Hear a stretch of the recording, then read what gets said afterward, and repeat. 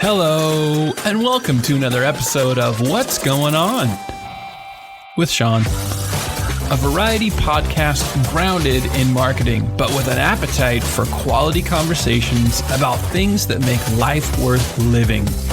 Time is precious, so thanks for tuning in today as we find out what's going on with Sean Stapleton. That's right. How are you, my friend?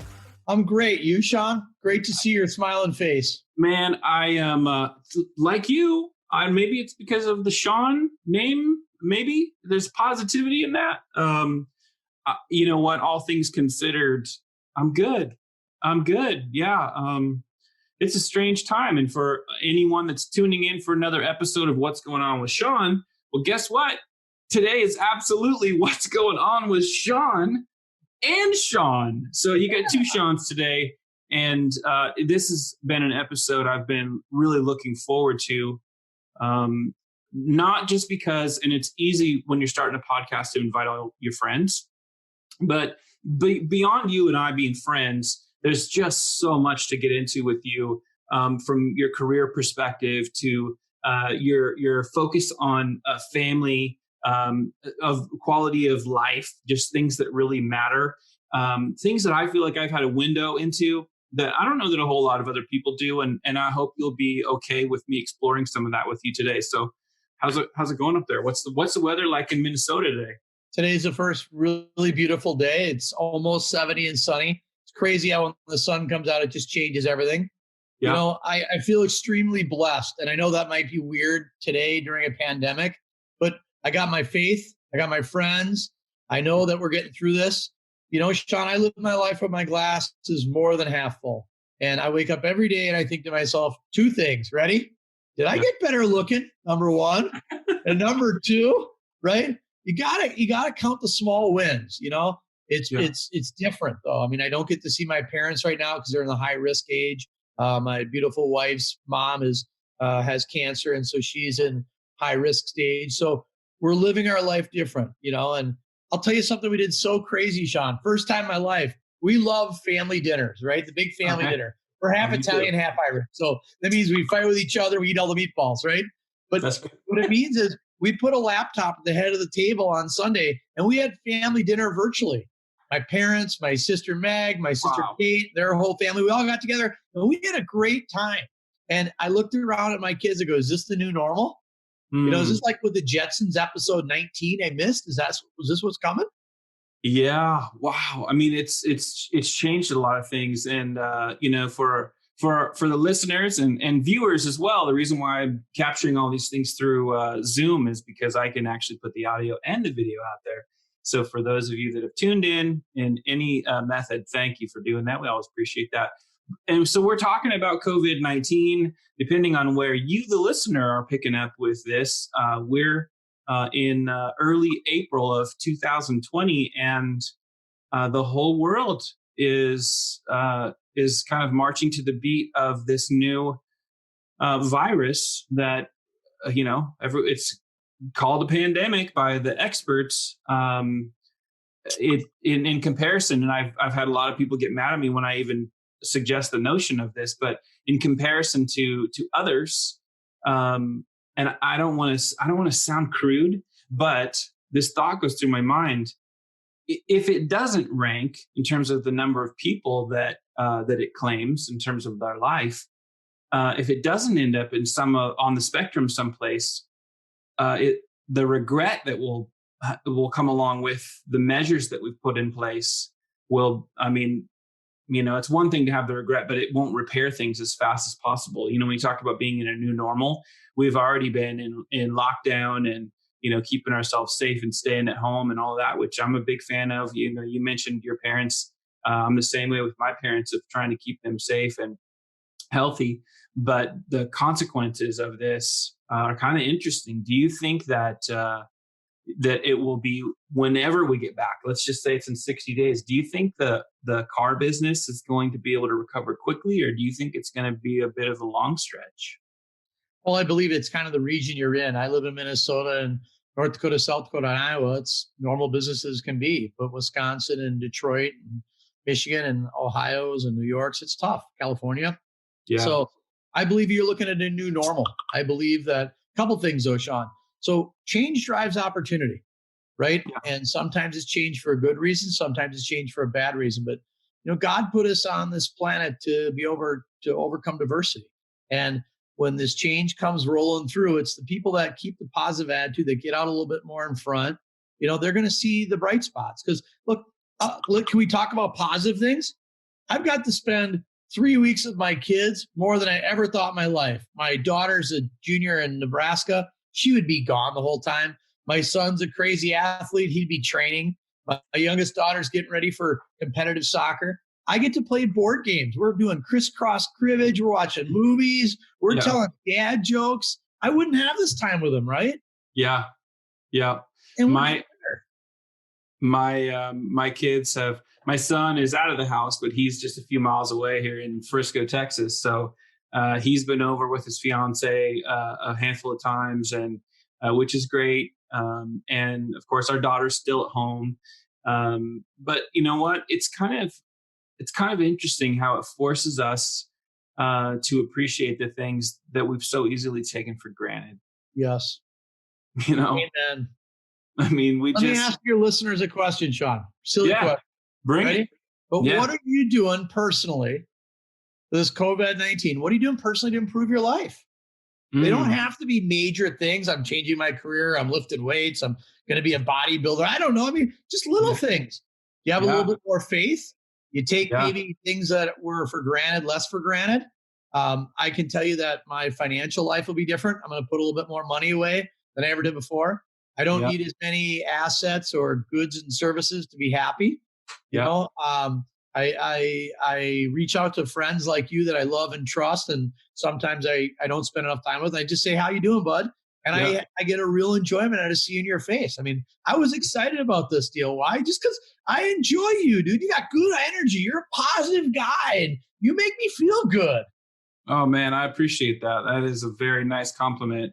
And I've always felt the same about you. Long before COVID-19, you were somebody on the scene where I used to make this joke, and I think I've told you this before. I used to say that I was the Shaun of Shauns, because all of the prominent Shauns were SEAN and I was SHAUN. I used to have fun with that. But I had known you and we were acquaintances before we became friends. And I'll tell you, I have so many, like, story after story. When people say work hard, play hard, by the way, you were always somebody when I was just like kind of had met you before, but we didn't really have any bro time together. I was always like, that is a work hard, play hard dude if I ever met one in my life. And I just so appreciated that. And I don't know that there are enough people, by the way, in our industry that know that about you, that have got to experience there are a lot of people that know how competitive you are and what a consummate, well-rounded, complete, like bumper to bumper salesperson you are, that incorporates what you know in terms of vision of what a marketing message needs to be, what the end user is really going to experience and feel like, and how it's going to matter for them, and how you employ that. You have always been that person from the time I first ever heard you pitching, probably all the way back to Who's Calling, but even into Vin, right? Like every time I was paying attention. I did this when I was like trying to pick up on things from Rolf Paglia when I was at Reynolds and Reynolds as a young guy. I paid attention, and you're one of those guys that I would listen to, and the way that you would deliver.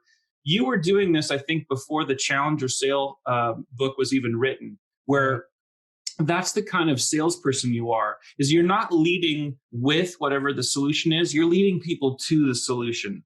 And that is to me, that's the most masterful way to sell. It's the most effective way to sell, because you truly are considering what the real problems are with the customer. And you want to solve for those problems because you know it'll stick. So anyway, I'm glad if I bring any positive energy into your life. I try to be that all the time. I think perspective is so critically important. If our perspective is off, we literally could be leading people that we may not even recognize are following us. We could be leading them to places that we would never do so if we were paying attention to the fact that there are people paying attention to us, even when we're not aware of it. I'm afraid they're going to wake up and realize I'm not that cool. I'm not as sexy in person as I think. I'm much shorter. I do need a wicked bad haircut. This is my Lord Stanley Cup beard for you. I'm not shaving it until I get to go back and hug all my employees. I miss them tremendously. I've also learned that maybe we're doing some things wrong, Shaun. Maybe we don't need as big offices. Maybe we can do more work from video conferencing. Maybe we should give our employees a little bit more autonomy to take a day off here and there. Maybe we should encourage them to spend more time with their kids and their family. The happiness factor is real. And I don't know how many days or minutes or hours or years or weeks I get on this planet, but I want to make an impact. And I want to make an impact not always by, winning the game, but by leaving a good impression. I always think to myself, what would your kids say about you, Shaun, if one of your best friends walked in the room and they said to your kids, describe dad, right? And that's how you're living clean and positive. Because if they say things like, he's caring, he's got a great soul, he's got a great smile, super artistic, he's just a great human being, I want to be like him when I get older. Guess what, Shaun? You won the game. Yeah. I tell people often, and I think it just comes from, I was raised in a Christian family, and I feel like I went through this spectrum of really kind of asking myself questions of, is this belief system mine, or is it my parents or my grandparents, or how many generations was it passed down? So I think I see that side of my life, my spiritual life, my faith, in a way that makes some people that are also, spiritual, or they're Christian, or whatever their religion is, makes them a little more uncomfortable. Because I will tell you this, I am willing to jump into the deepest water and swim as far and as deep as I need to, and challenging some of those things about faith, because I feel like if I don't, that I would lose my intellect, and I feel like I'm blessed with that. So I'll go all over the place in terms of that part, and it helps me grow. I mean, it just really, really helps me grow. So I'm going to switch a little bit. And so this is the What's Going On with Shaun podcast, where I just shift gears all over the place. Go for it, man. I don't want to miss this opportunity. I want to go to like your earliest memories of getting into the automotive industry. And I want to talk a little bit about who's calling first. So tell me about getting into the car business. When I got in kind of crazy. So we were in a telecom business, and we did long distance, and we did cellular and pagers, et cetera. Way, way, way back when. We had some retail stores, et cetera. And then I had a tragedy in my life. My brother got killed in a car accident, and my family just kind of decided they needed some time off. So my dad sold a bunch of assets, and we got involved in the guys over at Fox Communications, which became Who's Calling. And we started with those guys. We, sold them some business. We started partnering with them, and things were going along pretty well. And then we hit a couple speed bumps, and they said, hey, Shaun, would you consider kind of repping some of this stuff? So went out and trained, got a small posse of amigos I know here in the Minneapolis, Midwest market. And we started slinging some Who's Calling and building some product. And we did, 5 or 6 states in Canada. We realized we had a little bit different angle. And obviously it was a great brand, and Alexi and the team had great marketing, and we had some unbelievable, awesome salespeople. I mean, some of the who's who, Kendall Billman, Dave Marad, John Batones. Let's just keep going deep. Alexi Veneri, Dave Veneri. I mean, there was so many, Scott, and it just, I don't want to leave anybody. Cassie Bramer, and gosh, I mean, just the who's who, Teresa, Bourdain. I mean, it just kept going and going and going and going. And anyways, we realized we had an opportunity. And so, God gave me the ability to kind of lead some people and sell with a positive thought. And the secret to selling is not sell, it's educate, right? Help solve problems. And we did a really great job. And that was my entry in. We started doing that for a while. Got a little bit had some investments in a collision center business. Always been in the car business. Made an investment in a car dealership, et cetera. Slung some used, got some new, kept going, and it went really well. And we sold it, and got a little bit heavier into the collision center business and a little bit more on the retail side. And we just kept going, and then started another company with digital marketing. I don't know if you know this, but my dad created the AC Nielsen rating systems in '76, sold it to Art Nielsen. So I did not know that. Yeah, we've been monetizing data in my family their whole entire life. That is so awesome. Got two great sisters, Meg, who's over at Auto Alert now, and Katie runs an offshoot of what we do now for home and local services, SEO, SEM, paid search, social media, etc. They're killing it. God bless them. Dan Mondell and a bunch of other people over there kind of getting it rolling and growing it like crazy. I really thought this dealer teamwork deal, Eric Milch and I were going to go buy a dealership. I love that guy. And so we had this kind of building a used car kingdom. He's done it a couple times and got about halfway down the path and realized, holy buckets, what I learned at Vin Solutions and the connections we made and the good results we had there. Maybe we can do it again. Yeah. And we've been keeping our mouth shut, head to the ground, working hard, finding good people like you to help me understand how to do it. What should we do? We made a lot of mistakes. We break a lot of stuff. We're honest, we're hardworking. And I think we're making an impact. And if I'm open to anything, it's open to criticism, suggestions, and I love feedback. That's how I grow and learn a lot. I don't think a lot of people know that about you. I think you're a person like me. I don't mind constructive criticism. The problem is there aren't a lot of people that can be constructive with their criticism. But if you really just think about what constructive criticism means, if you can't be criticized, you have an ego problem. Yep. you got an ego problem. And I think I've seen you post things about like that before. But constructive criticism, if it's delivered the right way, it very likely might be like the gold you need. It may be the information, the knowledge that you wouldn't have had if you wouldn't have had somebody who would constructively criticize something you're doing. And I know that about you because, you and I have the kind of rapport that we can talk about stuff like that. But I don't think a lot of other people know that. And there's a lot of people that think they know things about you that they don't know. Do you think that's true? 100%. If you really, really know me well, I care about family, kids, more than anything. I'm very competitive. I'm not cocky. I'm confident. Mm-hmm. I believe in trust. I believe in love. I believe in faith. I believe in being positive. Mm-hmm. I have a different image than who I really am in the car business, I think, and I have for years. But people that really know me, like you and others, I care a lot about everything I do. I work hard. I play hard. I make a lot of mistakes. I'm not the smartest guy in the world. Right. I don't have all the answers. I really don't. I do. I crave criticism. I crave suggestions. I do lean on my friends and family a lot to help me through problems or opportunities or changes in life. I am a very positive person. Most people think I'm a little bit more aggressive than I really am. Car business brings out a little bit different in certain people. But really good friends like you and others I've known for a long time, they know a little bit different side of me. And sometimes maybe you think it's weak to be emotional or to care or to love or to show caring and compassion. I don't. And if those are negative, Sean, put me third on the bus, right? Because I need those things to make it work.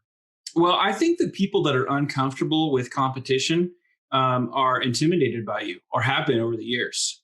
And that's not your fault. That's not actually your problem. And it sounds a little harsh, but you and I have known each other long enough that I knew that when you were, it didn't matter if you were in the CRM side of it, if you were in the telecom, the calling stuff, you would never back down from a challenge, never back down from a fight. Especially if it was the right thing to stand up for, if it was the right thing to dig in and say, well, fine, let's go. What are we fighting with? Okay. That's always been you. And I've always appreciated that because I like to think that that's how I've always operated myself. Like I've always wanted to be friends when I was on the website side of the game. I always wanted to be friends with everybody. That's why I have a good relationship with Joe Chura, Joe Gillespie. I even talked to Ali last week, after having to sit out on a non-compete with them. I never wanted to be in a position where I was afraid or intimidated to compete. When it comes right down to it, I'd rather know as much as I possibly can about competitors. But you and I both know that some people are so uncomfortable by that it brings out a side of them that really shows more about who they are. and just a lot of that. So I could go into stories on that, but I'm gonna leave some of that right there. Tell me a little bit about from where you guys are with Dealer Teamwork, and let's just do a little cross intersection of Dealer Teamwork. Obviously, everybody's had to solve this let's get everybody working remote issue, and you've got dealers, and you've been chasing your way into OEM programs, and a lot of dynamics going on there. What are you guys seeing? Have you seen, because I've seen like a lot of, it hasn't changed a little bit, but you mentioned something earlier. Some markets are seeing a dip, some are not seeing so much of a dip. What are you guys seeing, and what kind of messaging are you guys putting out there to dealers? Great question. It's very market specific, because depending on how much the pandemic's changed their lives and what the government laws are, some people are just flat out shut down and there's nothing they can do, right? There's other people that are considered essential services and they get to keep part of their business open, right? And there's other states that really just kind of rolling with the punches. So we were early. We shipped the people home. We shut the office down, safety first. We didn't miss a beat. I'm so proud of my employees. We use Slack channel quite a bit. We do a lot of teleconferencing. James Klaus, the guys that run the whole sales department for us, he's the chief sales officer at Dealer Teamwork. He starts his day every day at 9:00 with all of our salespeople. He's all pumped up. He's fired up. He's always got great messages. He always wants to see who's on the board, what's going on, how we can help each other. He mandates people get up and go for a walk. I mean, these are great attributes of great leadership, right? Yeah. And at the end of the day, we're here to serve our dealers. We're not here to sell them, right? We've got a cool technology. We have a little bit different approach on the people. We have this patented MPOP, the merchandising personalization optimization platform. Basically does more of the work for you, so you have less humans doing it. Humans make more mistakes. They take a little bit longer. I can't change at the speed of light. We got to leverage technology and humanware, if you will, right? We've been very lucky. We've got very good, loyal customers. It's a very traumatic time for most of our customers, our business partners, our OEMs. And we're here to help them, whatever it takes, whether it be messaging, content, best practices, give them a break on their billing, suspend their billing, whatever they need to do. We're trying to do our best, because I want to be the long-term partner. I don't want to be the traditional SEM agency or SEO agency or social media agency. They last about every 12 months. You try somebody new. I don't want that. I like the feedback, and I reach out to you all the time for suggestions, because A, you're really good at it. B, you're a great friend and I trust you. And, it's a real blessing, because the industry's changing. And I think I think we're going to come out of this with the new normal, if you will. And what is the new normal? We're going to have to do a little bit more with less. We're going to have to, learn to play by the new rules of social distancing. And, I think these services that dealers are offering today, how do you take them away? So if you're willing to pick up my car and clean it and make sure it's virus free, how do you get away from that come October? I want the same clean car then too, don't you? Yeah. Such a great point. Well, so you guys, funny, right? Everyone talks about online digital retailing. Yeah. Guess what? They've got it. It's called the phone. The number of dealers that I know right now, like, Shaun, I don't know, man. I'm selling cars online. This is crazy. I'm like, what do you mean it's crazy? I pick up the phone, I call my customer, I give him a rate, I give him approximate this, I pull a soft credit score, and then we figure out, do you need me to bring you the car or not? Shaun, it's crazy. I can sell cars online. I don't need special tools. Now, there are a lot of great tools out there that make it easy. Don't get me wrong. Yeah. But I got a lot of good buddies that can't afford it, or in a small market. Guess what? They're picking up the phone. They're calling their customers. They're picking up their stuff for service or sales, and they're doing just fine. Yeah. The last video, the last What's Going On with Shaun YouTube video that I did, actually I put it on Facebook and LinkedIn, but I think I titled it Take Heart. And one of the things that I said in that video was, this is a great time to get a digital retailing tool if you don't have one. There's some great deals going on, but maybe you can't afford it. Maybe it's not in the cards for you. That's okay too. You can still sell cars online. And I don't think I put in the video that I shot, but from a personal perspective, I had been all this pandemic stuff literally started unfolding in the middle of me trying to find a Jeep for my wife. So my wife, she's the coolest. Awesome lady. She didn't want an Unlimited. She wanted a Wrangler because her dad was a Jeeper. I mean, she grew up Jeeping, the real deal Jeeping. So we've been married for a million years, a long time, like 28 years, I think we were married, a long time. She's always wanted a Jeep. She's never said, I would love to have a Mercedes, or I would love like a Lexus no. She's always wanted a Jeep, and I've always talked her out of it. You won't like it. It's going to be too rough of a ride. You're a lady. So finally, I just gave in, and I started looking for Jeeps for her. And I bought a pre-owned Wrangler, 2-door, hardtop from Arkansas. Literally had it delivered here before everything was totally getting shut down, but it had started a little bit. From a used car dealer in Fort Smith, Arkansas. Like totally done all online. I had him get on his phone and FaceTime me underneath that Jeep, all the things that I wanted to see. He sent me all the service information and records that he had, like everything. Like I went through my own bank, basically sent him a check, actually had it, wired into his account, like the whole deal. Had him put the transport fee on it, delivered it to me. I mean, done and super easy, right? It's still doable, even if you don't have a digital retailing tool. And this is something, you come back around to what you said. Hey, what are you doing positive? What are you doing new and positive, even in the midst of COVID-19?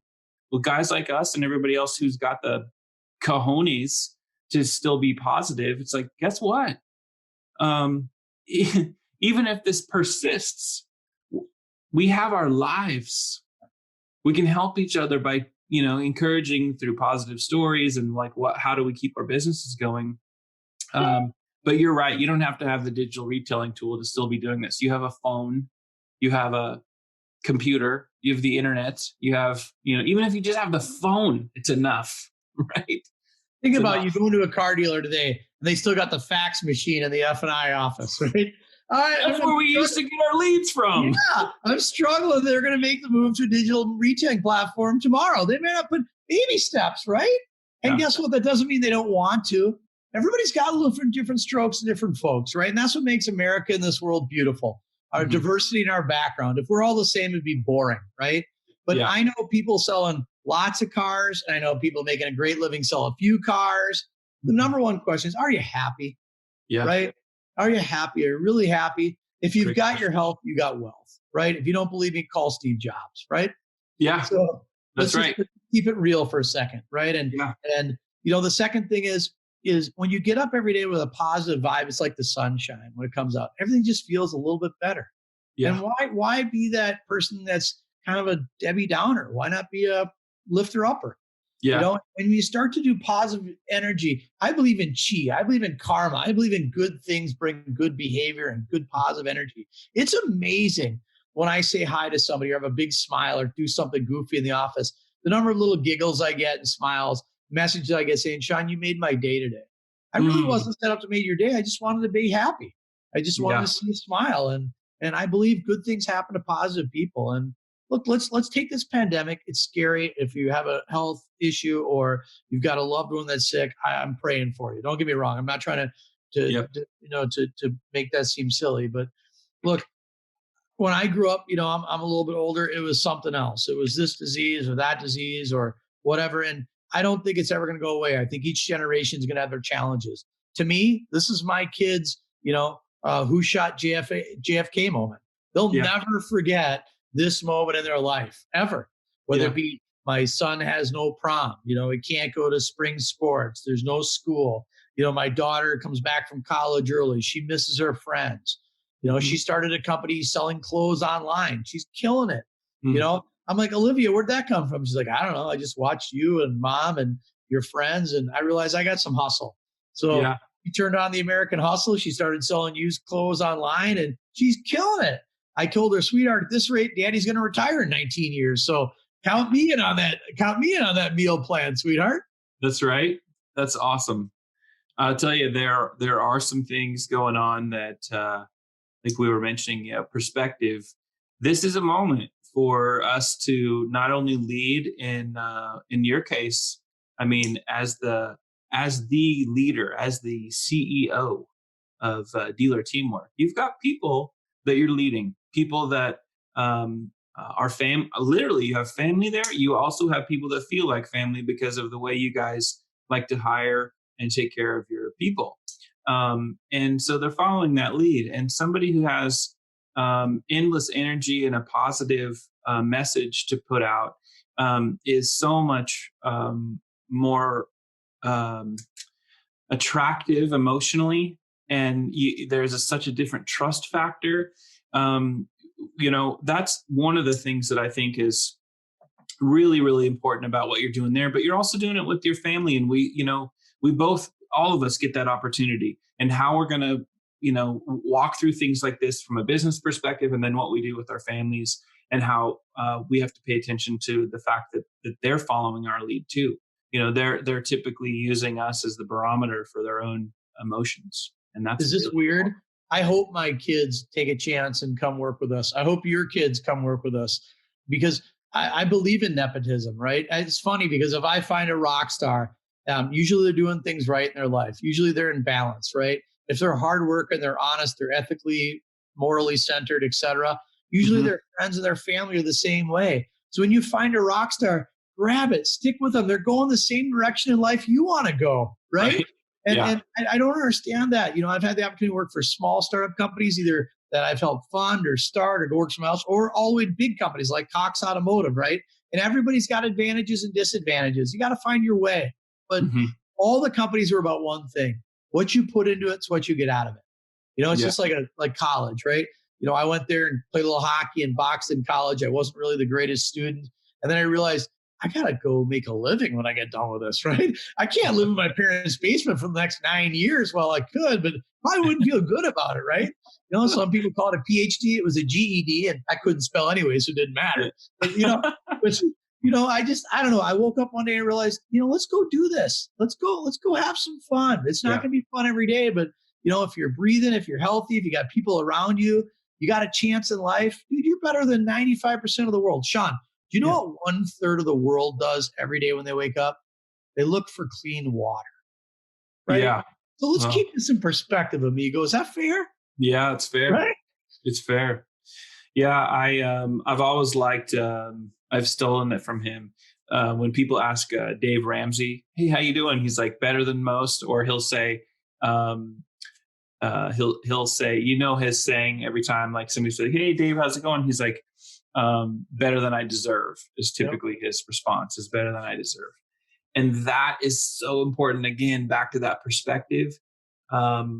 I think the reason why some people are sensitive to nepotism, tell me what you think about this, is when there's nepotism within people that are entitled, then they're the opposite of what you described, right? Yep. So that's why for me, I haven't raised two children that are entitled. I just wouldn't do it. I'm just not going to do it. Because I would rather people like you see my children and think, well, if that's the bloodline, I know what kind of dude Shaun is. I know how he and his wife have wanted to raise their children. I'll put some money on that horse. I'll take that one to the race with me.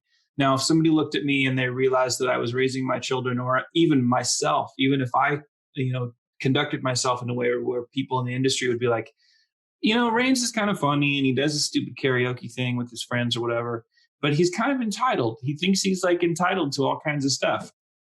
Then people would have absolutely zero interest. So I don't have a problem with nepotism either. I think that one of the points of distinction is what's that pedigree look like, and if it's not entitled, then it's probably worth putting some money on it. Have you ever played a sport where one of your parents was the coach? If so, you think you work equal or you got to work harder? You got to work harder, right? My dad was my baseball coach for years. And guess what? Did you have to get there earlier, clean the stuff up, put the bats away in the bag, put it in the car? I mean, you were first there, last out, weren't you? Yeah. And I remember hating it and thinking like, why? Like I'm putting all the bats back in the bag and I'm cleaning up the catcher's gear and I'm cleaning up like every single thing. I hated it. It's like, what? Like, that's just the way it was. My dad didn't let me play any position that I didn't earn. And I ended up doing that. And this is another place of bonding with us around family and all that stuff. I coached my son from the time he was 9 or 10 all the way until half of those kids made it to high school level of baseball, including my son. And then my coaching career was over, but I loved every minute of it, man. We did a lot of select baseball travel around North Texas, and it was awesome. But I never, ever gave my son favoritism or positions just based on the fact that he was my son. And I know in the early going for him, he didn't really like that either, but the outcome was worth it. Made you a better person. And your dad wasn't doing it to be a jerk. Your dad was doing it to make sure that you did the right things right. Your dad knew that if you were going to be his son and he was the coach, you had to raise it up a little bit higher. Otherwise, people were going to, talk behind your back or say things. And I believe in life, you earn most of the things you get, whether it's good, bad, and sometimes it's luck and sometimes it's just good timing. But yeah, my wife's a big soccer coach, and I'll just tell you, it's a pretty quiet dinner at the Stapleton family if they lose that night, right? But it's all about passion and caring, and I'm super blessed with 3 amazing kids, and they're pretty good athletes, and my son's kind of really a freak athlete, so I'm really blessed about that. But I'll tell you, he works harder than 99% of them. He does the small things and the things when people aren't watching, just like if you are watching. And that's how I know if you're going to be. It's how to judge people. Judge them when people aren't watching, the spotlight isn't on. That's when you see the real character of people. Yeah, that's so true. That's where your integrity is defined. Right? It really is. It's when nobody can see what you're really doing. And it's that's another reason why, I've always appreciated you, is because I know things about you and things that you've done and considerations that you have extended towards people or things or causes that are important to you that most people don't. And that it tells you really all you need to know about a person, right? We do a lot of charity work. We do a lot of donations. I help out a lot of friends, and I help out a lot of people I don't know. And love you takes equal love you make, and I get more by giving than I do by taking. And the credit really isn't about, I'm not doing it for them. I'm really doing it for me. That's the weird thing. Mm-hmm. I enjoy helping others. I enjoy doing things that they weren't expected. And the credit isn't about giving somebody something. The credit's about having the opportunity to help others. Mm-hmm. I think this is a biblical thing, but what you said, it just reminded me of, and I could be terrible at this, and all of my friends that are really, really good Christians and know their Bible like really, really well, don't judge me. But I think I think the Apostle Paul, and I don't know what book of the Bible, but I think he says something about how we're supposed to live our life, and part of our purpose, that our lives are not really meant for us. They're meant for everybody else, right? Right. It's not about like all the stuff I can get and all the, things. Like, it's great when you're blessed with these things. I have a great house in Texas. I'm so thankful for what I have. I'm not over indexing though. I'm becoming a gazillionaire because I am absolutely filthy rich with an amazing family and opportunities to learn new things all the time and take on huge responsibilities. Like I was telling you about, like with my parents and things. Well, those things, while sometimes painful, sometimes joyful, they remind us of like how vital life itself is. And, I think it's really important to actually really think deeply about our purpose. Like, why are we here? Like, what does it all mean? And I think when people don't do that, they never really truly find themselves. I think you said that really, really well. So any good Christians out there that think you said it wrong, I think you just paraphrased it the right way, amigo. Well, you got a handful of those people that are kind of judgy. I tell people all the time, listen, I love bourbon, I love Jesus, and I love well-placed profanity. And if you don't like any of that stuff, then you're probably at some point in time going to be disappointed by me in some way, shape, or form. And then there's also that side of me that I probably don't care either. So, well, remember, we made a commitment that you're coming up to Minnesota. We're going to a rock concert in the woods together, do a little bonding, right? Yes, we're going to do that. And we're going to ride on some of your machines. Yep. I grew up riding dirt bikes. My dad bought us a little ATC 73 wheeler. I think I was 5 when we got that.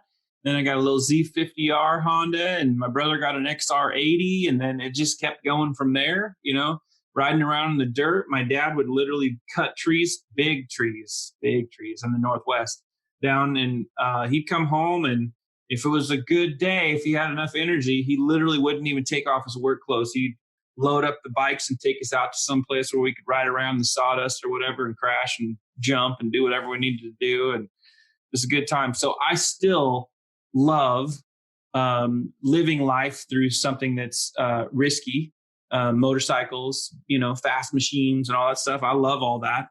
And I was talking to, did a podcast recording with Mitch Gallant from Capital Ford up in Canada. And I met him through Jared Hamilton years ago. And then he was a DealerOn customer for a few years when I was there. I didn't know he was also a motorcycle enthusiast. So I rode that Valley of Fire with Jared and Mitch back in October. And I'm so thankful I did. My wife was terrified because she's like, you don't know where you're going. You're renting a motorcycle in Las Vegas and doing this ride. And I'll never forget it. I mean, that's why we're, those are the reasons why we're alive. It is. Thank God, Jared. Speaking of Jared, thank God he got back from Spain. I thought he got caught over there with his son on a soccer camp. And wow. And it was crazy. I was following it online, and thank God he's home and safe. But I was praying for him, and he's a good guy. And it's good to see him and his family safe. It was even more fun to see the fact he's over there helping his son try to achieve a dream. And that was really cool. Yeah. Yeah. Jared is, he was quite the soccer player himself. Yeah. So he clearly, that was very much right in his wheelhouse, and, chasing a dream like that, imagine just when we're blessed to be able to afford our family, our children, things that maybe they wouldn't have. That's one of the things that I love the most. When you talk about why are we here, purpose and living, and just living a really full life. I love to do things like, have you ever read the book, The 5 Love Languages by Gary Chapman? Oh my goodness. I have to. 5 Love Languages? The 5 Love Languages. Just if you would, I like to, when I'm inspired during a podcast recording, text me privately, obviously. Text me your home address. I'm going to send you a copy. So anyway, 5 Love Languages talk about, what are our primary languages that we speak in love and that we receive in love, right? So there's quality time. A lot of women, like my wife, when I give her quality time, it matters. That's a love language for her. Acts of service. When I take out the garbage and she didn't ask me, or this morning when we need to unlock the back gate for somebody that does some service at our home, and I do that when she's still sleeping because I couldn't sleep and I'm up really early, I was like, yeah, no problem. Well, she said, hey, did you unlock the gate? I'm like, I already did. She's like, oh, I could tell that she felt that I loved her on that. Now, for me, my love languages, what do you think they are? Physical touch, most men, right? Yep. If we're not getting a hug from our wife, or that could be, let's, go all the way to the best part of intimate love. That if that's broken in a relationship, especially in a marriage, that's a sign that something's off. It's not right. It doesn't feel like love.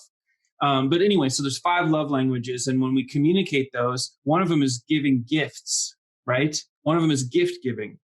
And I'll give you an example of this. This has been a challenge for my wife and I with my parents since we moved them to Texas for the last couple of years on all these major holidays. The pressure's on to figure out, well, what can we get them? Well, that they're going to really love, that they'll really appreciate. And it's been so much fun to do that. Like so much more fun. This past Christmas was no different. Like we were thinking about things that my dad loves Glenn Campbell, loves Glenn Campbell, talks about Glenn Campbell like nonstop. And then he also loves Zach Brown Band. He didn't know that Zach Brown had a new CD out. I'm like, well, got that. I bought him so many different Glenn Campbell DVDs because he watches a lot of material on television. And then it dawned on me, oh, I have taught them how to use the Roku platform to simplify things for them. And then I realized, oh my goodness, they have those Roku TVs now where it's all built in, like the whole Roku, that's the operating system. I was like, doing that. So I got my dad where he sits, a brand new TV, 10 inches bigger than the one he had. And then I got my mom a bigger one for her room because there are times where she's just too tired or she's in too much pain. She needs to be able to just stay in her room and she doesn't want to watch all the sports that my dad's usually watching. So I got her one too. And when they came over for Christmas and he saw that big box, he didn't think it was for him. He was like, oh, that's a TV. I'm like, you might be right. You know what? You should probably open it and find out. He's like, huh? He starts to open it. He was so happy. Oh my goodness. And my mom's like, Shaun, this is too extravagant. You can't buy us TVs. It's too much. And I'm like, you let me be the judge of that. But I said, Dad, do you want me to take your TV back? And he's like, no. I love that type of stuff, man. That's one of the reasons why we're alive, is to recognize those things and then do something about it. That's what makes you such a great person, though, Shaun. You got a big heart, man. Again, the more you give, the more you get, right? Yeah. Who was happier, your dad about getting the TV or you about giving it? Me. Oh my goodness. All day long, right? Me. Just absolutely. It's when you're living your life that way, it doesn't really matter if there's a pandemic going on. When you said, hey, when you're challenging the audience here of, what are you doing differently? What are you doing to be positive in the midst of all of this? That's a great question. And if you haven't figured that out before you started living in pandemic times, now's the perfect time because you've got more of it. And we're so much more conscious of the time that we have. And instead of feeling like, oh man, like this sucks, or, I'm wasting this time, like, well, then stop wasting the time. Like, figure out why you're on the planet. Be positive. There are people in everyone's life that need you to be an anchor sometimes more than they need you, right? To be something that's like a kite string that got cut and you're just blowing off into the wind. Stay positive. Realize that change drives opportunity. So yes, there's a new normal. Yes, marketing is going to change. Yes, car dealers are going to change. I'm never, ever, ever going to take my barber or my stylist for granted again. I mean, look at this thing. This is like a garden gone wrong. I mean, for God's sakes, I'm a furry dude, right? I'm never gonna walk. Yeah, look at you. That Keeps is working, by the way, just $1 a day, right? Yeah, right. I'm just teasing you.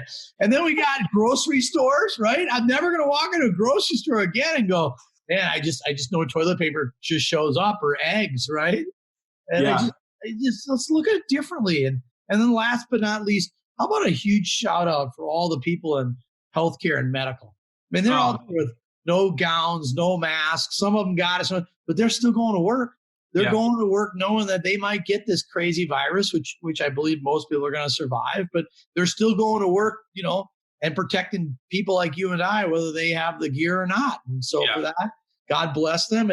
And we owe them a big thanks. And I think particularly the younger generations, they're going to look a little differently. I think my kids will save more money because of this. I think my kids will live their life a little bit different. I know the next time we get to go to wrestling practice or soccer practice, they're not going to be complaining about going to practice. Like, yes, practice, right? Because right now we miss it really bad. I can imagine. I'll tell you one thing that I'm noticing. I'm curious to know if you're seeing any of this. People that there are actually lots of them that both of us know. There are people that I'm sure that are outside of the auto industry that and various friends. On social media, I'm seeing lots of people that we know in common, that we have friendships in common with, and then others that how do I want to say this? I'm learning things about them that I didn't know before, that this pandemic, this situation is revealing about their character, about their ability to be positive or negative, about their ability to show how they really feel, perhaps politically, and then what that does to their emotions, and then what their emotions dictate in their behavior and things they say. And I got to tell you, I have always had a category of people that don't know it, but they're very much in a category of you're never getting close. Even if you feel like you're close to me, you'll never be close to me. I'll never spend valuable time with you because my time is extremely valuable. And there are lots of people that I'm watching and seeing what they are posting and commenting and all kinds of stuff that I'm like, wow, I didn't know that about you. Maybe I could have been suspicious if I ever really put a thought to it. But are you seeing some of that? Because I'm seeing a whole bunch of people that I am unfortunately having to check some boxes of like, that just puts you in a different category. I like people that I'm like, I don't want to be too closely associated with, because it takes you in the direction that I think is really negative. Well, the one thing that's bothering me is I'm a positive person. And earlier today, I put a post up on Facebook because I feel like we're starting to get back to the normal. We're not through this. There's a lot of sickness and a lot of yuck to go through yet, but we're talking about football coming back. We're talking about the Masters getting scheduled. We're talking about, spring college. We're talking about graduation stuff, just delayed and different. But I put a post up on Facebook today because in Minnesota, the death rate is much lower. The number of people infected is a lot less. Yeah. It feels like we're kind of coming out. I'm really proud of what our leadership is doing to try to help us get through this, good, bad, or indifferent. And I get attacked for being positive. I literally had people messaging me today that says, I'm sick of you being so happy. We're going to, things aren't good. There's too many deaths and blah, blah, blah, blah. And I thought, you know what? That's one way to live your life. The other way to live your life is, what can you control? Wash your hands, stay home, stay positive, be there for your neighbor, set up the computer at the end of the table for your parents on Sunday. If you need something, I'm buying stuff at my grocery store to mail to a friend in New York right now because they can't get Tylenol. And he sent me a quick text, hey, Stapes, you send me a Tylenol bottle. I can't find it here. I'm going to sneak in a couple masks. I'm going to put a couple dad jokes in there. I'm going to give him a couple bottles of Tylenol. I might even give him a can of Spam because it's from Minnesota. And I know he'll call me and give me a hard time about it. But, the fact that certain people, to your point, they don't want to be healthy or they don't want to be successful. They want the negative parts in life. I can't live that way. Yeah. And it's funny you bring that up because I try to distance myself from people like that because I don't want to go down that route. And there's too many other people that I want to be around. I want to share their energy. Yeah. Yeah. Speaking of that, sharing the energy, because that's the second time you've mentioned something about that and positivity and but energy. And you're talking about, that it says karma, is it this kind of thing. I believe there's energy all around us. We are literally producing and using energy. And I'm going to send you, I will email it to you. It's a YouTube video. It's about 2 hours to watch. So you might need to, but from a spiritual and a positive energy and I can't wait to hear what you think about it after I freaking love it. We'll do it on the next podcast. Is that cool? Yes. We'll do a podcast on it. And maybe so we can get good. other people to do it. The guy who does this talk, and he has this big whiteboard behind him that he writes out all this stuff on. It's amazing. He's written several books. His latest one I read this year. It's called How to Be Here. And oh my goodness, I finished it before all the pandemic stuff started, but wow, is it spot on with a lot of the things that it just really it makes you self-assess. Like how are we conducting ourselves here? Do we have it? Do we have it right? And so a lot of people saying a lot of stuff out there. I think it's really disappointing when we have people that we've known for a long time. And that's what I'm kind of sensing. You probably had somebody that you've known a long time, or maybe people that you've known a long time saying, stop with the positivity, or, hey, join us. Misery loves company. And we want you to be on this side of the fence. How are those people? How do you think those people are going to rebound and recover? Do you think? I think it's going to take a little bit longer. I don't know. I just hope they can. And I don't walk, every day in their shoes. So maybe they have other issues they're dealing with or whatever, or maybe there's other things that I don't know. But it takes the same amount of effort, in my opinion, to be grumpy as it does to be happy. Right? Mm-hmm. Let's go find the good. And to your point, and with other friends and stuff, you are starting to realize there are differences in people. And, a lot of people are using this as, a vacation. I'm using this to try to improve my family, my relationship with my kids and my wife and my good friends and my business partners and my employees, my partners. I spent the other day just sending emails out to a lot of people with 2 or 3 of my favorite books. And I just reached out to people that said, hey, I miss you. If you need anything, give me a text or a call. these are customers, these are friends, these are people that canceled my product. I mean, it was a whole spectrum, right? Yeah. And it was a lot of people that just said, hey, thank you for thinking of me. And that's all it was. It's just a little glimmer of hope saying, hey, I'm here for you, bud. I think that's important. I think people that have ingrained in them just a positive streak, those people need to continue. So I will tell you, as your friend and somebody who also just has a lot of respect for you as a leader, don't stop with the positivity. I would rather be the last person carrying the positivity torch up the hill, no matter how many bulldozers are getting thrown down at me, no matter how many naysayers they are. I would rather die being positive, and you're going to have to kill me before I'm going to quit. I'm not going to stop. I'd rather that than the alternative. And I think that's super, super important. People really need that. And there are a lot of people that don't recognize it, but you know what? I won't be surprised if some people will come back around after this and say, I really appreciated that you remained positive, because so many other people, it's actually lazy thinking to be cynical, right? It's lazy mentally to just say, okay, well, I'm just going to throw it in and be miserable. And it does no one anything of value. No, I think you're exactly right. And let's focus on not only the positive, but let's also be a realist for a second. We can't really control the pandemic. We can do our part to not spread it. We can do it to keep our family safe, our friends, stay motivating, do our fair share, not hoard toilet paper, wash your hands more than you should, all that stuff, right? But at the end of the day, we're just on this big thing called life, and we're just a participant. And we're here a very, very short period of time. Let's make every minute, let's make every hour, let's make everything count. We never get this moment back again.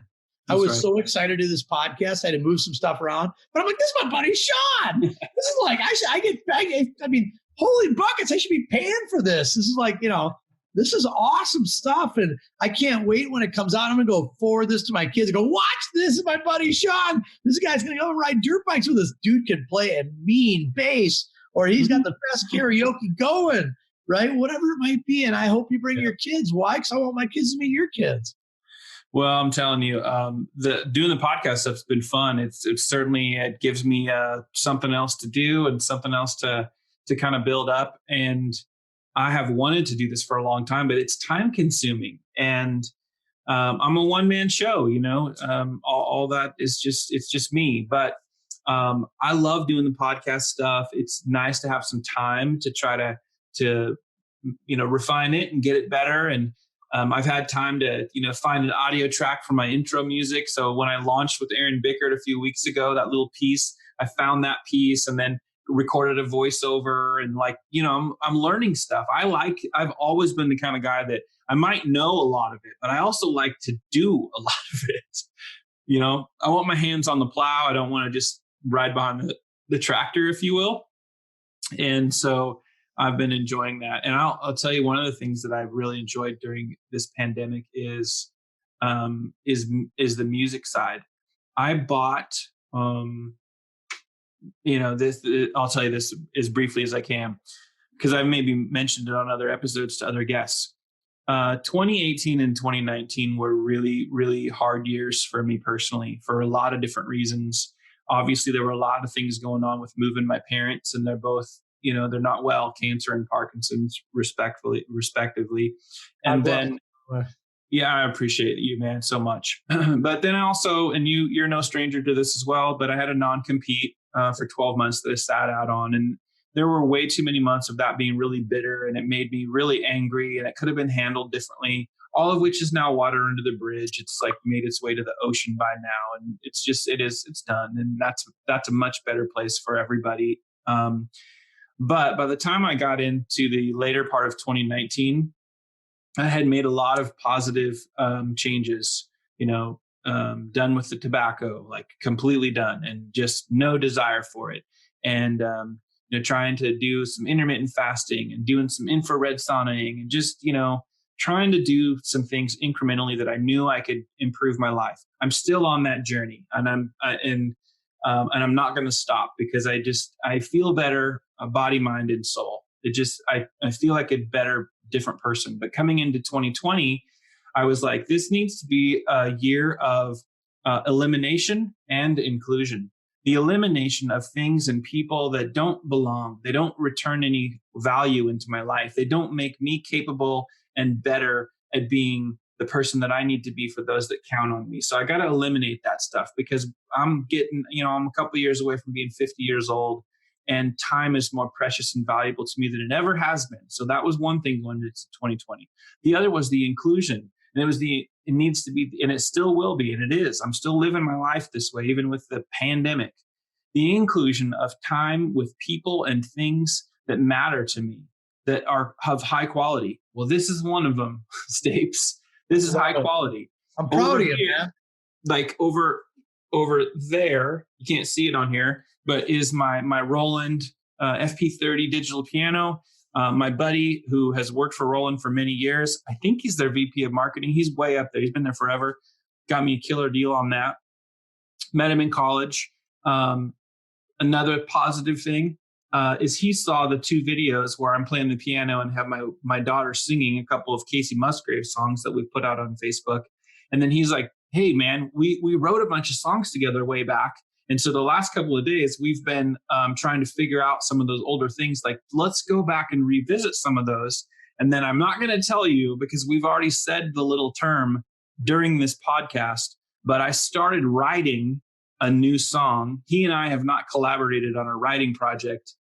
It's years and years and years, but I had this inspiration for a song lyrically and started to pen these things out. Those are things I'm doing that are positive because the inclusion of music, and even though I'm not a great piano player, it's therapeutic for me. I don't feel the stress when I'm over there trying to figure out the chords to Everlong from Foo Fighters and then I'm singing along, right? I don't feel that. And I'm answering your question, even though hopefully our audience is also thinking of this and we keep coming back and forth, but I think it's important. If you're listening to this podcast right now, and when Stapes says, what are you doing in the midst of this pandemic to be positive or to improve your life? Answer that question. And if you're not doing anything, you're just suffering. I'm just feeling the suffering. Well, suffering produces good things too, if you actually really embrace it. Sometimes it's the suffering of life that actually gives us the ability to learn that we could persevere through something that we previously thought we couldn't live through. So maybe it's just actually emotionally and psychologically getting yourself to a position where you accept that you maybe are stronger mentally than you ever gave yourself credit for. But if it's not that, if you used to play the guitar or the saxophone or the piano, if there are people that you haven't talked to in years, reach out and talk to them. Connect with people, do something proactively that brings joy into your life and that brings high quality. That's so important, is for us to reciprocate high quality into people's lives and to bring the things include the things that make life worth living, because you only get one ride. Well, you only get one ride. Live in the present. It's a present, baby. I mean, we don't get this over again. And you said it really well. Funny, because I can't even play a radio. So you talk about music, talk about a skill that I don't even have. I mean, if I sing in the shower shuts off. It's that bad. So I can't carry a note in a bucket. Do you remember here? I'm going to shift gears hard on you again. Do you remember? Maybe not, because we were all. It was, but I'll remember this. We were in the Bellagio, maybe, or I think it was the Bellagio. I was trying to go to bed, and I don't remember if it was a digital dealer conference or NADA or what it was. I just remember it was late, but of course all the clubs were still going, and you saw me. I think maybe Milch was with you, maybe, not really sure. I just remember it was you, and you were like, no, we're going to the club. Come on, we're going. And we went to this nightclub, and I had never had this before, but you didn't get me one. You put 2 Red Bull vodkas in my hands, 2 of them. You got 2 hands. That's right. And then we stood up on this rail, and I wish I could remember who was with us. But as much as that sounds like I'm going to tell all the full details of us having drinks and, getting a little ripped and having a lot of fun, because we did do that. I so appreciated the fact that you included me, even though it was super late. You wouldn't do that for just anybody that you would see. You did that, and you included me in something where that's one of my really fun memories of, like, we were really having a fun time. Like people are just, losing their minds and stuff. And we kind of were almost like the watchers or the observers, but really enjoying the Red Bull vodka again, which I'd never had before. But I don't know what they call that, but Red Bull vodka is it's pretty delicious. I think it's called jet fuel, but maybe. Oh, there you go. Yeah, I don't know. It worked like that for sure. Yeah, it worked like that. So I'm telling you. Well, I wanted to ask you, and we've kind of danced around this the whole time, but I ask everybody, and so I'll frame it up a little bit where you can just say what's on your mind, whatever comes to mind. I have this thing where the positivity in me, I have, from as long as I can remember, always told people that worked for me on teams way back in the Reynolds days. I would tell people, be the difference. Like, be the difference. When the customer answers the phone and you're on the other line, it's time for you to be the difference. When you're face to face with that family member or that friend that need you to be strong, that need you to be positive, that need you to be sympathetic, whatever, be the difference.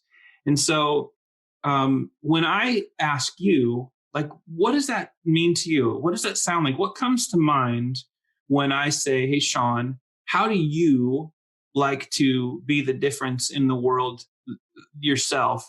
And is that something that you also try to bring out in others? It's a great line. It's a great question. When you say be the difference, that means I want to give more than I take. You know what I mean? I want to leave, I want to leave the room with a little bit more energy or a little bit more positivity or a little good thought, or challenge you to try to do something different. You're going down a dark direction. Maybe I can be the difference to try to pull you back. But, I get my energy from learning from other people and making mistakes and trying really hard, et cetera. But what be the difference means to me is play your role, right? And my role that I want to be known for is I want to be a giver. I want to be the person that kind of makes things a little bit different, not always following the rules, right? Maybe doing things a little bit differently than other people would do, but I'm doing Shaun's way with no regrets. And hopefully, when I leave the room, the spirit of my intent was he was a good person that cares and got really bad sense of humor, but a lot of energy and a lot of positivity. I love that, man. Give more than you take. Isn't that true? Just think about that. It's so awesome, man. That absolutely aligns with being the difference. So that's so awesome.